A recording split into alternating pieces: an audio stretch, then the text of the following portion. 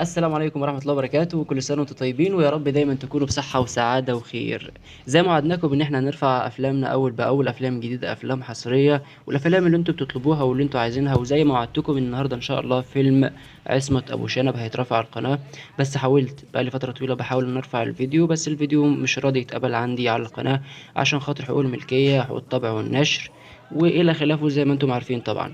بس أنا عملت حاجة حلوة خالص، أنا سِبت لكم رابط الفيلم كامل في أول comment. طبعًا الكلام ده سِر يا جماعة، ما تخلّيش حد يعرف الكلام ده كلّه. زي ما أنتم عارفين هتلاقوا اللينك بتاع الفيديو، أنتم عارفين هتلاقوه فين.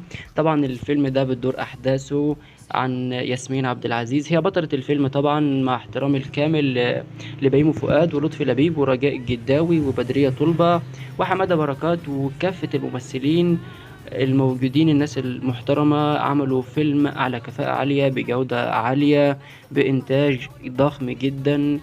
إلى آخر الموضوع. أنا مش عايز أطوّل عليكم، بس أنا حابب إن أنا أشارككم أول بأول تفاصيل الأفلام، أو إن أنا أرفع لكم الأفلام اللي أنتم عايزين تتفرّجوا عليها، اللي أنتم حابينها. وإن شاء الله لقينا طريقة حلوة أوي نرفع بيها الأفلام الجديدة. ومعانا مسابقات كتير أوي، أوي، أوي، والمسابقات دي بتكون من ضمنها يعني، أو من أهم فيها، إن إحنا هندعم القنوات الصغيرة.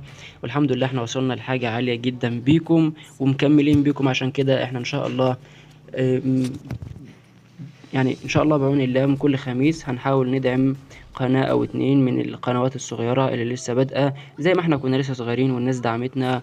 اللي هو طبعًا حضراتكم أنتم ليكم جميل وليكم فضل علينا كبير أوي، إن أنتم وصّلتونا للمستوى اللي إحنا فيه ده. فإحنا النهارده قررنا إن شاء الله كل خميس هندعم قناة أو قناتين من الناس اللي لسه بادئة والناس اللي لسه مستجدة. نرجع لمرجوعنا في الفيلم اللي إحنا هنتكلم فيه دلوقتي. طبعًا أبطال الفيلم مع كامل الاحترام والتقدير ليهم، ياسمين عبد العزيز وبيومي فؤاد ولطفي لبيب ورجاء الجداوي وبدرية طلبة وحمادة بركات وليلى عز العرب. وطبعا أهم الكوادر اللي موجودة ظفر العابدين. طبعا تم ظهور الفيلم أو تم تصوير الفيلم أو رفعه على السينما عام 6 يوليو 2016 بشركة إنتاج ضخمة كلفت تكلفة عالية عشان خاطر الفيلم يوصل لحضراتكم بالطريقة دي أو بالشكل اللي هو يليق بشركة إنتاج عالية زي الشركة ديّة. الفيلم أحداثه بتدور حوالين الفنانة ياسمين عبد العزيز، شغالة طبعًا في الشرطة، بس الشرطة الإدارية، وهي زي ما أنتم عارفين بتقول أنا طاقة يا فندم، وعايزة إن أنا أتنقل لمكافحة المخدرات، مكافحة الإرهاب، أمن وطني، أهم حاجة أي حاجة يكون فيها نَوَش وخلاص. فلحد هنا بنكون وصلنا لنهاية الفيديو اللي إحنا بنتكلم فيه. طبعًا زي ما وعدناكم وزي ما اتكلمنا إن كل خميس إن شاء الله هندعم على المنتدى بتاعنا قناة من القنوات اللي لسه بادئة والقنوات المستجدة. يا رب دايمًا تكونوا بصحة وسعادة وخير، وكل سنة وأنتم طيبين، والسلام عليكم.